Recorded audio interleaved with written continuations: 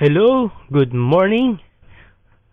So, right now, nandito tayo sa back office ng Organo Gold. So, ito yung bagong back office ng Organo Gold. At ang gagawin ko ay magpa-purchase ako ng product online. Okay? So, actually, pag login nyo,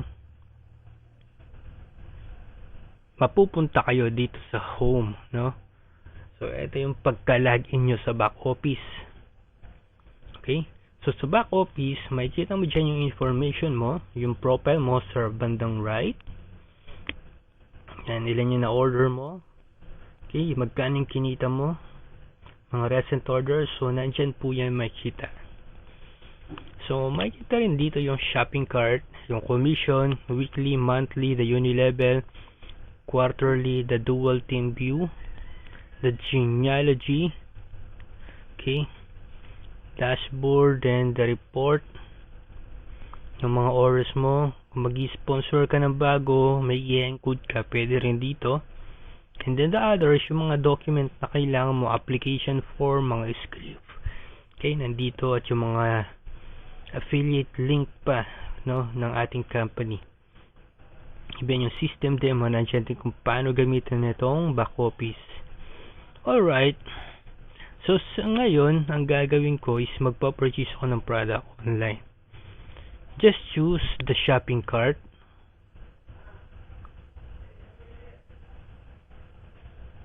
Pagka-select mo ng shopping cart, nandito yung mga product. So, ngayon, isi-select natin yung black coffee, latte, and green tea. Gagawin ko lang is, click ko yung picture ng black coffee, click ko yung buy. Then, na-added na siya.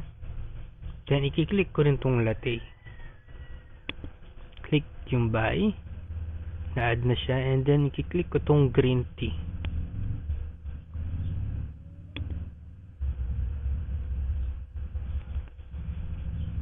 So, ngayon, nandito tayo. Makikita mo ngayon dito sa bandang upper right, yung cart, no, yung drawing na cart. So, makikita mo dito lahat ng orders mo. So, click mo ngayon itong checkout.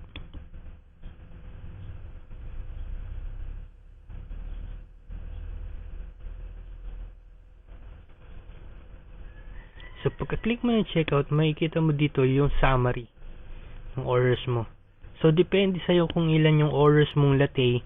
So, yung quantity niya, pwede mong palitan ng 2, yung green tea, at yung black. At syempre, huwag mo rin kalimutan na i-update. I-click mo itong update para magbago yung subtotal. Kung V-card yung hawak mo, kailangan mag-match sila nung amount doon sa resibo mo. Okay? Tsaka dito sa shopping cart mo. So, ngayon, dahil okay na, tigi isang box, so, i-click natin yung checkout. No? Kung meron kayo nakalimutan, i-click nyo lang yung continue shopping, okay? Para makapagad kayo ng iba pang product. So, ngayon, nandito na tayo to confirm your order. So, sa Philippines, dahil to pick up tayo at nakuha ko na yung products at meron akong V-card, diba? So, I will select yung payment method ko as credit card. So, lahat tayo is credit card. Okay? So, yung cash sa counter po yan. So, i-click natin itong submit. Yan, double check the cart, yung mga orders. So, kung okay na, click submit.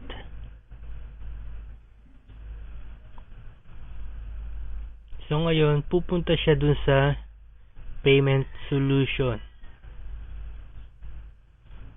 The gateway payment, okay? So, i-click mo tong I accept the merchant's terms and condition. So, actually, ganito rin yung makikita mo pagka ikaw magpa-produce ka ng mag-i-encode ka ng bagong sponsoran mo or ikaw i-register mo yung sarili mo, okay? As a member. So, may makikita ditong credit card or debit cards or the virtual cards. So, dahil ngayon, naka-V-card ako at bumili ako sa office ng package, I will select the V-card, the virtual card. So sa B-card, makikita mo dito sa resibo, may makikita kasi dito resibo or ibibigay sa iyo, text sa iyo nung pinagbilhan mo kung saan ka man bumili na center. Okay, i-select mo dito yung first 5 digit nung B-card mo kung anong ginamit. So 449.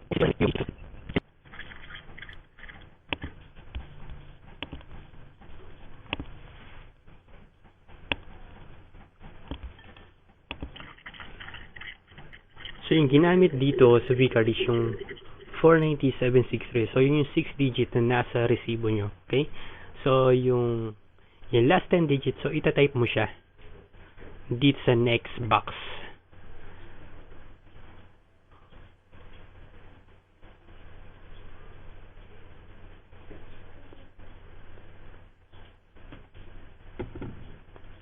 So kung nagkamali ka, pwede mo siyang i-correct. Okay?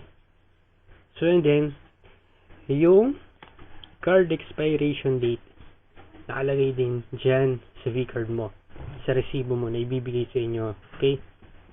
So ilalagay mo lang din.